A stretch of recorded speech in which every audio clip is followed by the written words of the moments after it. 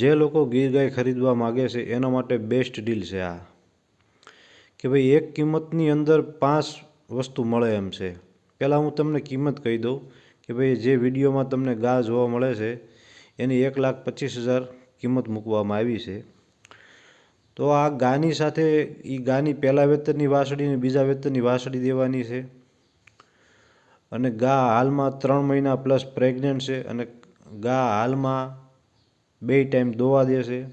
અને દોવામાં એટલી સોજી છે કે કોઈ લેડીઝને દોવું હોય તોય ભલે અને જેન્ટ્સને દોવું હોય તોય ભલે અને બેય બાજુ દોવું હોય તોય ભલે, એટલી શાંત સ્વભાવની ગા છે. અને એની પેડિગ્રીની વાત કરું તો વિડીયો એડિટિંગની અંદર હું એના મધર અને ફાધરના બંનેના ફોટા હું એડ કરી દઈશ.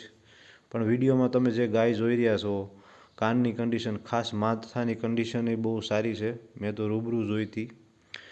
એટલે જે લોકો ગીર ગાય ખરીદવા માગે છે એના માટે હું માનું છું ત્યાં સુધી બેસ્ટ ડીલ છે આ, કે ભાઈ એક કિંમતની અંદર 5 વસ્તુ મળે છે. ગાયની આ બીજા વેતરની વાસળી છે.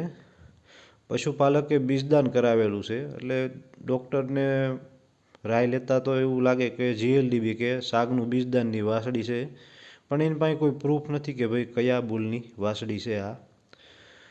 વાસળી 5 મહિના પ્લસની એજની છે, કારણ કે 3.5 મહિના ગાને પ્રેગ્નન્ટ થયા એ ટાઈમ થઈ ગયો છે.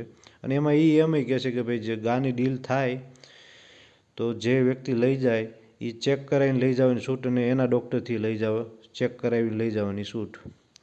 આ ગાની બીજા વેતરની વાસળી છે, સોરી પહેલા વેતરની વાસળી છે આ. અને આ ભાવનગરના ખૂંટની છે. આનો બાપ ઘોબા આશ્રમમાંથી બાપુ પાસેથી ન્યા ગયો છે આ પશુપાલક પાસે. એનો ફોટો હું એડિટિંગની અંદર નાખી દઈશ.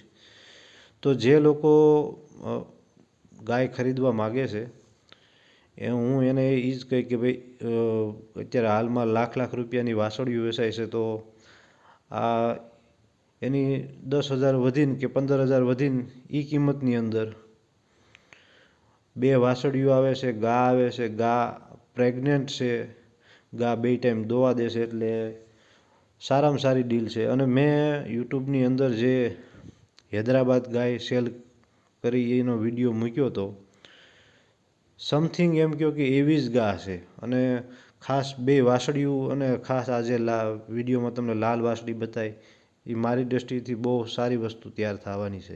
આગળ આપણે વિડીયોમાં જે ગા અને 2 વાસળીઓ અને એના મા બાપની બધાની જે ચર્ચા કરીને એના બધા ફોટા મેં સેલે મૂકી દીધા છે. અને હું એવો જ વિડીયો લઈને આવું છું યુટ્યુબમાં કે જે વ્યક્તિ સોશિયલ મીડિયાથી આઘા હોય છે. જ્યાં સુધી મારાથી ફોનથી કોઈનો વહીવટ થઈ જતો હોય ત્યાં સુધી હું આ બધા વિડીયા, પણ એમ કહો કે ભાઈ હું સોશિયલ મીડિયામાં 1 વર્ષથી જ હું પોતે યુટ્યુબમાં આવ્યો છું. એટલે પછી એમાં એવું થાય છે કે ભાઈ મારો કોન્ટેક નંબર લઈને મને બધા ફોન તો કરતા હોય કે ભાઈ ગા ગોતી દો, ગા ગોતી દો, પણ હું કોઈનો નંબર સેવ ન કરું, કારણ કે પછી નાખવીની ટાઈમે જવાબ મળે કે ન મળે. એટલે મેં પછી આ એક માધ્યમ ઊભું કર્યું છે કે જે વિશ્વાસપાત્ર ગા હોય છે એને હું યુટ્યુબમાં મૂકી દઉં.